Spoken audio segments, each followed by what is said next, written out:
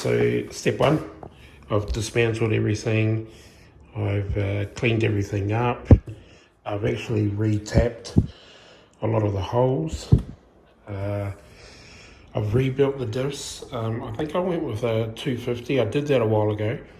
I actually might go 500 because they still feel a bit loose. So yeah, I'll think hard about it because it does feel a lot loose. Yeah, don't forget we're going for 12S MGM, so it's going to need a bit more resistance than stock as well. I've also rebuilt the transmission case, re-greased it. I've used the Horizon Hobby, or you can't see on there, Horizon Hobby, the marine grease. Put all the new hardware on. I've actually, when I disassembled it, I put a new brake cable on because it's now going to sit above where the brake servo is, so up high. So I've extended that. So I'll start with the rear. All the hardware is here. Even got the big ass bolts for the transmission, and also got using the Loctite, and I've still got the fast steady grease here as well. Now, just like the RC Max 80, we've had to cut it out to allow for the leader motor because the cables were protruding. So you can use 90 degree, I think they're 6mm bullets, but I couldn't find them, so we ended up cutting them out. I'd rather do that than use the push-in type instead of the 90 degree. So that's a little mod if you're running the leaner, or totally optional, or you can use the 90 degree bullets, but you'd have to fabricate those yourself. Okay, so let's get started. I'll start on the rear.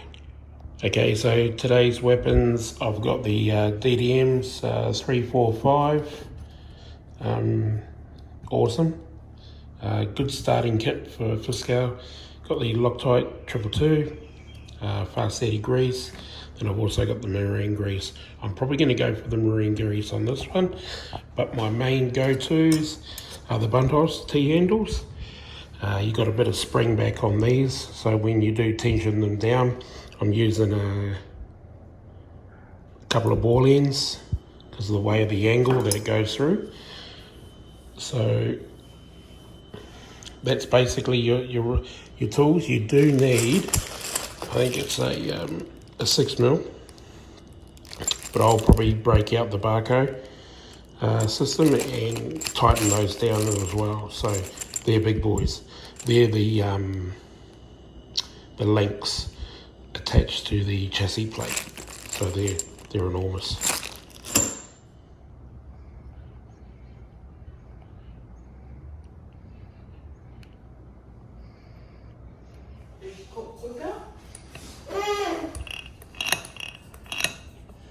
No real difference.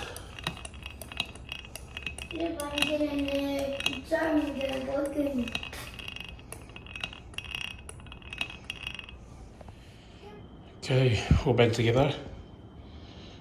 I'm not gonna say that was easy, but I'm one of those guys that don't look at the manual. Had to go back to the manual. If you ever get stuck and you don't have the manual, you can go to Primal RC website and download the PDF. So I've just noticed, got to put the bearing in, and she's a little bit loose. So gone and grabbed the old retaining compound, just put a little bit around the bearing, the OD of the bearing, push it in, and that'll set. So it acts like a rubber gasket when it dries. It's good stuff, this. Alright, onto the front. So you can see I've just put the retaining compound on, and it's slowly moving the bearing. We'll give it a couple hours to dry. We'll come back and we'll see if it's retained that bearing.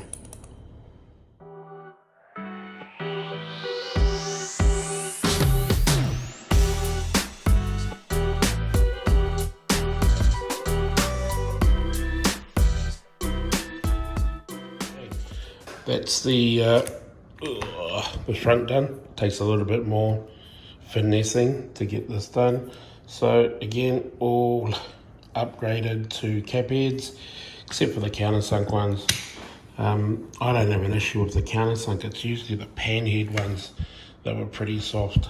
So haven't mounted anything yet. I'm waiting on the Taylor RC steering link. And I've got some UFC Performance turnbuckles coming in the post as well. So hopefully the next time you see that, it'll have the servos and the whole steering system set up. That was pretty straightforward, that one. Okay, shock time. Just a quick rebuild. I must say though, I have drilled out the pistons to 2mm. Hopefully that helps with rebound. I've upgraded to the TLR system, so 2 of those, 1 of those and 1 of them. The shaft, now what I've done is the stock ones, I cracked the plastic bushing that was inside holding the eyelet. It takes around about 4 to 6 weeks to land in Sydney, so jumped on eBay, got these are a 6mm tie rod, really nice. They'll do, they fit on the perch okay.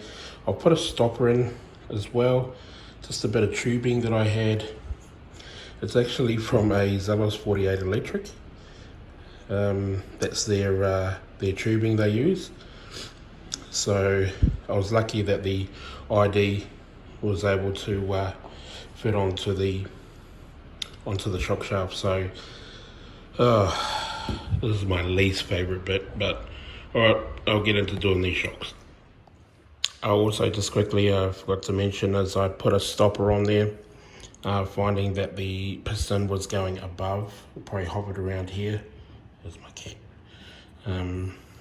So put a stop, and then also notice there was a bit of slop on the piston onto the rod, so I've fitted, if you can see, a little rubber O-ring just above the washer, so then the piston goes on top, then gets tied down with the screw, and there's no slop, no play in that at all. So let me show you. So this is the stock setup on the piston. Now you'll see, look at that. So that's just with the washer, top washer and the screw and the piston. And look at that, the slop. So you go to just a little O-ring under it, solid.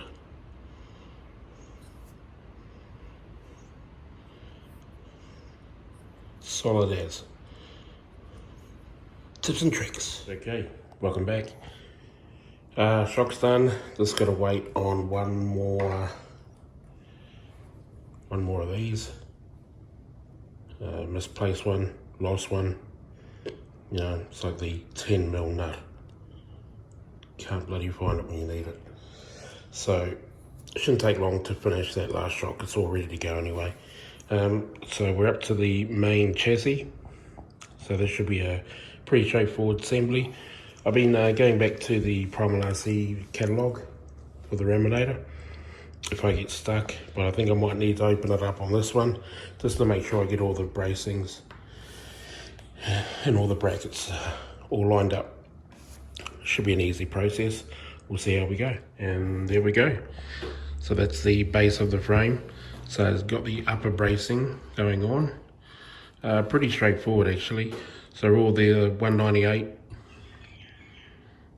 braces. So that's 198. That's the 224 in the center. All cap head screws. Cap head is my life. It was coming together really really easy. It's a lot of room for activities. So that's the rear, that's the rear and that's the front. So I've numbered all the turnbuckles. So all I'm going to do now is I've polished up these. I've oiled them with a bit of 3-in-1. So a bit of 3-in-1 inside the brass bushing and the eyelet. They come up really good. There was a lot of dirt and all that in the others, so I'll clean those up and start assembling the bottom of the frame for the links. Good stuff. Okay. I'm actually quite enjoying this. So put all the links, upper and lower arms, all in, spaces in. Got the 8x40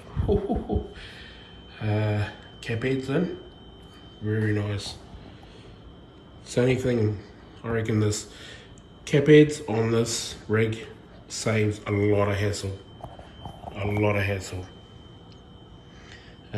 Transmissions in, just mocked up at the moment because you need to access those 2 screws for the rear brace on the motor.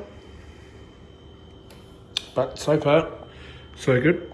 So now, let's mount the rear axle. Okay, get carried away. I'm so into this that I bloody keep forgetting to give you updates. So the front diff in, got the rear diff, got the shocks all done. That's 45, that's 40.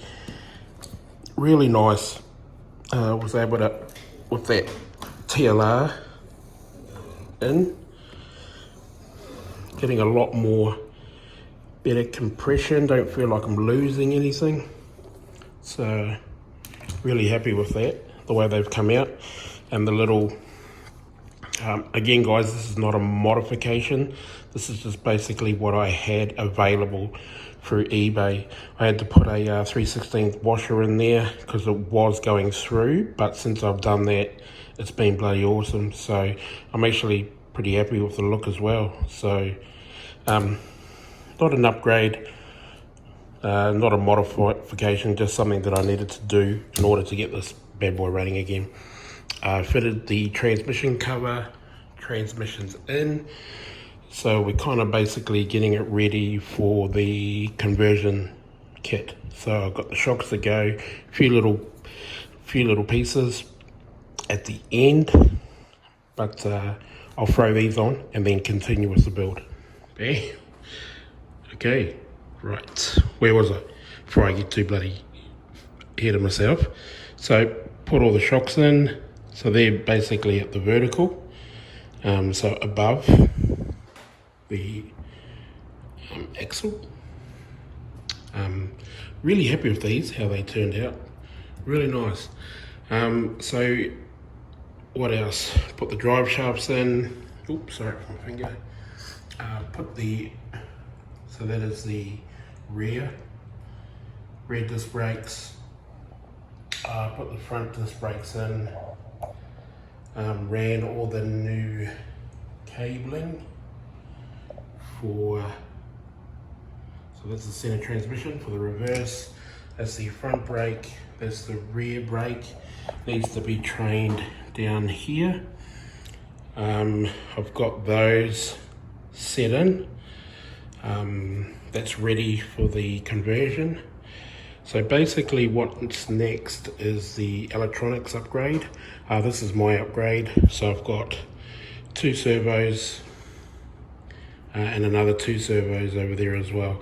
I'll go through that in depth after. So we've still got the front bumper and then the rear as well to go, and that will kind of complete the roller of the Raminator. It's coming out pretty well. Okay, just quickly, I thought I'd throw this one in, get it ready.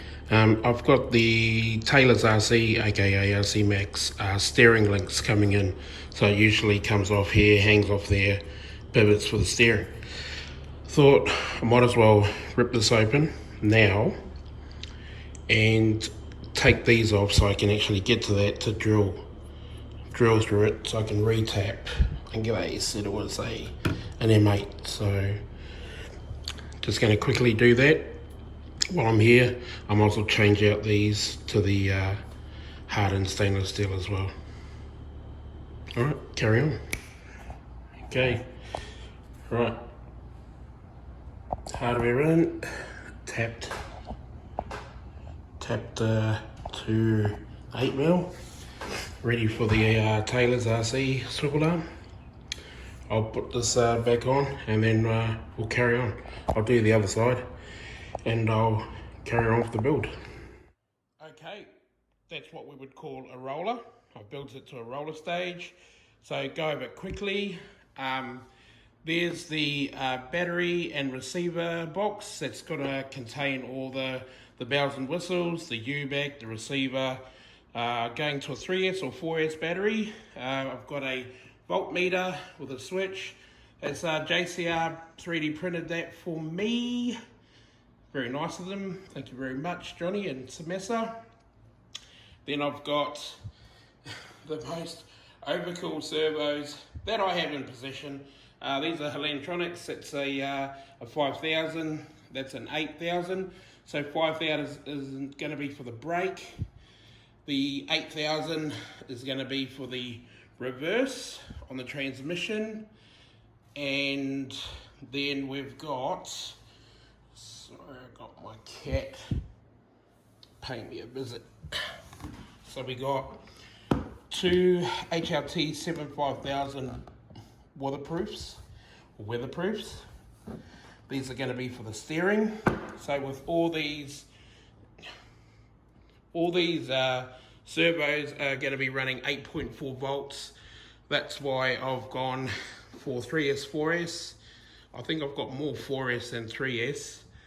Whatever I got, the U-back can actually decide what voltage is the input. Doesn't matter on the input voltage, it's the output voltage that's always going to stay constant. So it's going to be 8.4 volts feeding those two, these two, and then a signal cable from the receiver to the ESC that sits there.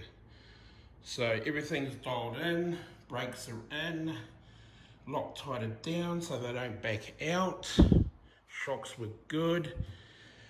So at this stage, I'll be doing the wiring harness, but I'll probably fit these and then go to the tutorial on how to install the conversion kit. So back onto the electronics, I'll be doing my own wiring harness. So this is 20 AWG, so it's 4S capable, because we are going to be feeding this 4 servos plus the receiver as well. Sorry, well, not including the receiver and the ESC as well. So it's all going to be wired separately, so the power will be separate to every one. It'll be coming back to one XT60 plug, which I surface mount into the battery box, so then it becomes modular. And then we got the signal wires, so I'm thinking steering yellow.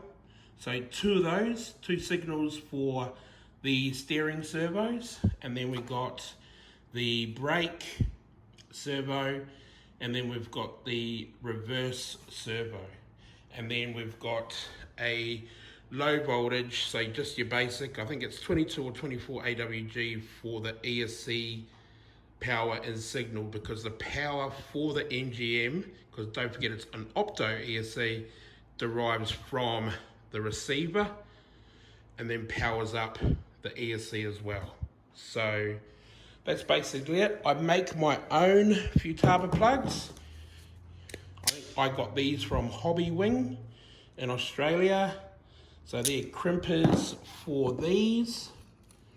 And then you get the plugs. I call them Futaba plugs because you can see on here, they got that flat bit on there, which is known for the Futaba. So it's always plugs in that way. And it's always 0, negative, or ground on the outside. So I'll be doing that harness, a breakdown after I get this tutorial out of the way for the MGM combo. So let's start off with the 3080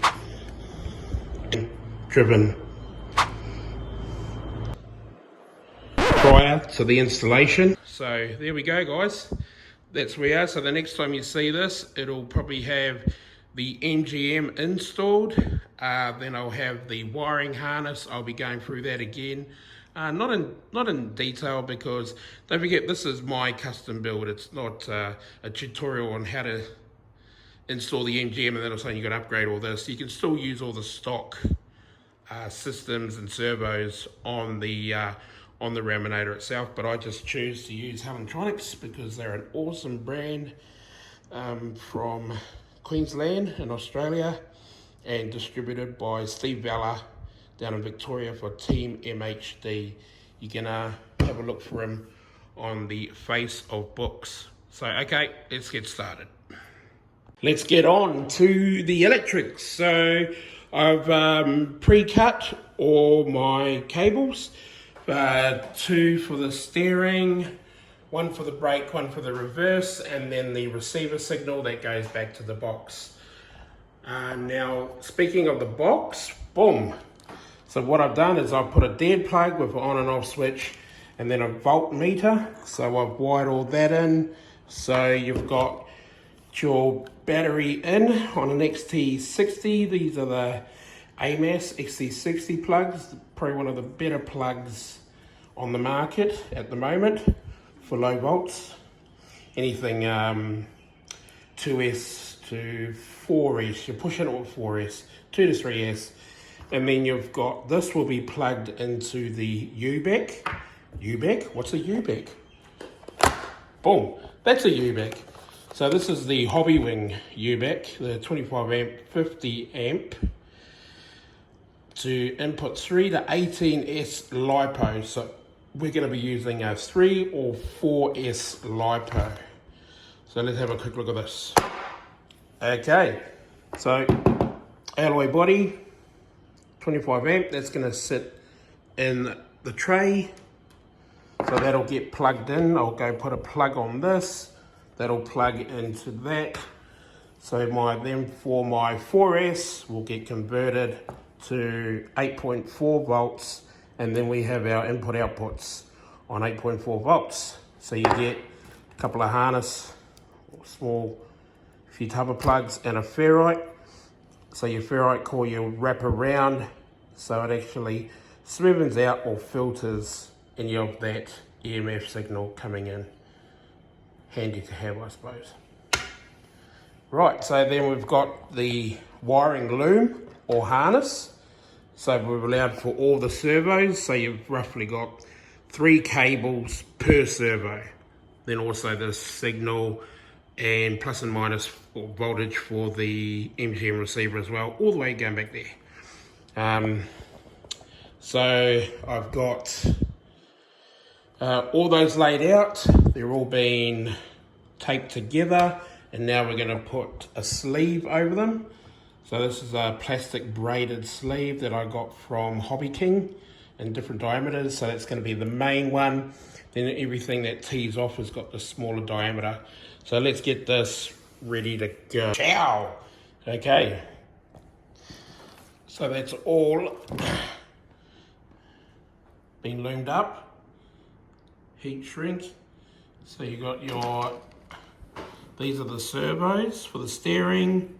You got your signal wire for the MGM, and then you've got your brake and your reverse servo there as well. So all in the one harness. I've left them open until I train it, and then I can see if I need to cut any more back, and then usually I'll put another bit of heat shrink there and then terminate the plugs, and then I'll actually test them all before it goes in to make sure that they all work. Left that end open as well, so once I train it into the chassis, so I've left everything out. If you've probably seen the video on the MGM installation, I've already done that, so I've put it in, taken it back out. There is a sneaky little battery tray in there that I left in because it doesn't really matter as far as getting the cables there. So on the opposite side, I'm going to use those two holes, so that's going to make its way up, and then the cable is probably going to snake under that brace, and that'll pick up those two servos, and then come back out here for the signal cable, and then it tees off there. That's why I've got a tee off junction there. That tees off, goes down the arm, and then comes over to the servos there. All right, next step is getting it on. Wiring harness is in. Come out really nice. Got it all trained up on the rod, so it goes up there. I was telling you how it tees off. Focus. Tees off, picks up these two servos. I've got the lead for the MGM, so the MGM is in now. You can see that on previous videos. There's even a tutorial on the Johnny Crash website as well. So that's where the ESC goes in. I've got to remind myself on the on how to terminate that, because I think it is different between the ground, positive, and signal. I think I've got to revisit that. So it goes down there. I've got some clamps that I've used existing holes.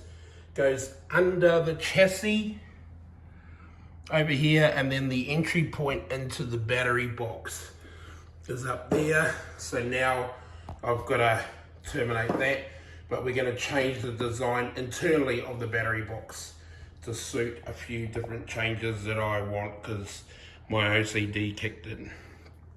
So that's basically the wiring harness in. Let's get this all done. Oh, sorry, and the added benefit is the fact that it's the cable is removable. So your signal and voltage cable is removable from the Electronics range. So that's a benefit. That's why I can actually fit them on the fly. I can do a harness and then measure them all together. And when I go, I just need to plug them in, make sure I've got the right one, right channel for the right servo, plug them in, and then happy days. How good are these?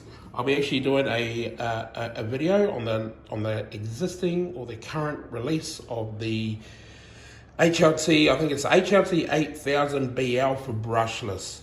So definitely worth getting. I run these in anything for scale. I love these things.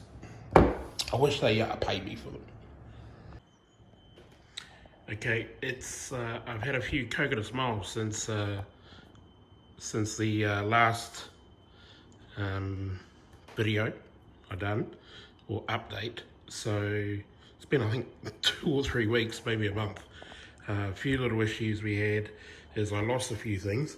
I lost these, so I got JCR to actually make me up a set of the sway bar links, body mounts.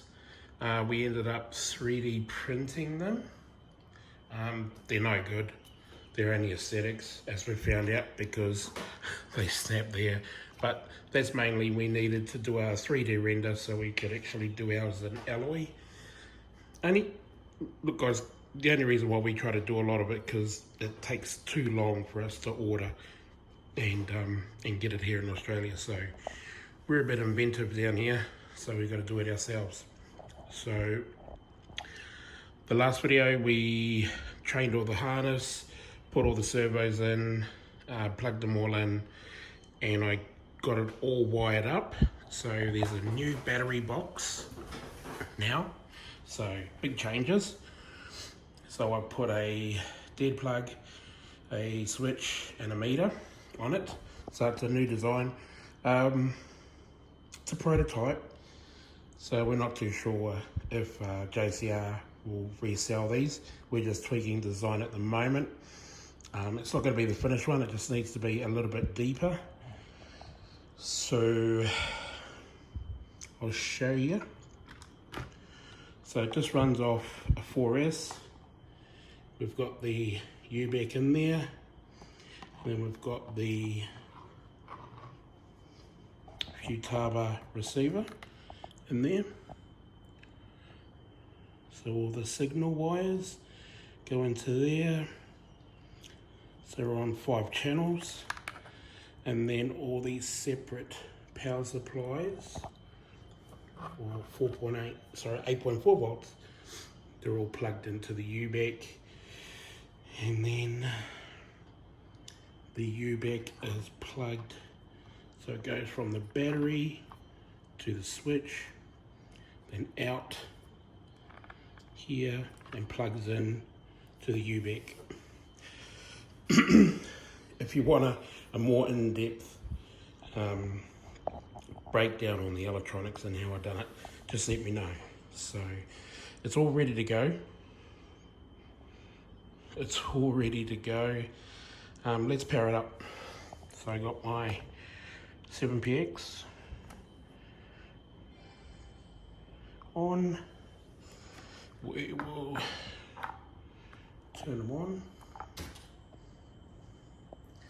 We got fully charged 4S battery. Come down. Got the brake and the reverse all green. So a solid green on the electronics means there's power and signal. Got the steering sorted. So steering 140 kilos of hold my beer. And we've got reverse, which is that one. So that's the reverse. So there's the cable down there. As soon as we install everything, we'll connect those up last. And then you've got the brake, which is that one there. So on the Futaba, you got brake, steering, and then I've actually connected the reverse to this button. So press,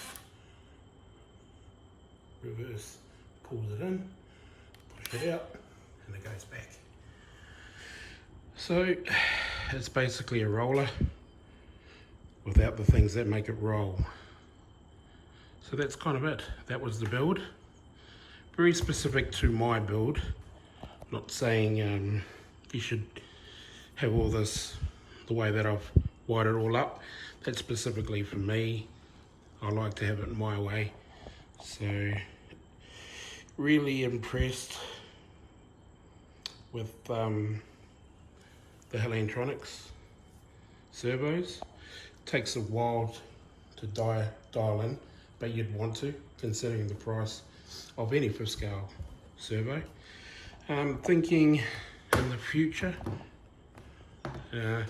I go for steering the new HLT 7000 brushless. So I've got that one, and I got that one. Is this one open? I don't think it's open. No, it's not open yet. So just saying, because it is brush technology, so it can only go so far, so much, and there's a lot of, it needs a lot to move those tyres. So I was thinking go the brushless. More economical, less stress on the brushless motor, and it's just the way. So brushless large scale servos are making its way into the market. So there we go. So the next time you'll see this, we'll have it all installed, or the MGM and so forth installed. So, but at the same time, you've got it to a point where you can either return it back to gas, or what we're doing, the MGM and leaner combo. All right, thanks very much, guys. No, quickly I lied. I wanted to show you the fail-safe. So what I'm going to do, so I'm going to turn off the transmitter, and that should engage the brake. So it's off, and brake is on. And you can see loss of signal, to the steering, and to the reverse, but you'll see solid, which is fail-safe, on the brake. So if I turn it back on, boom, there we go.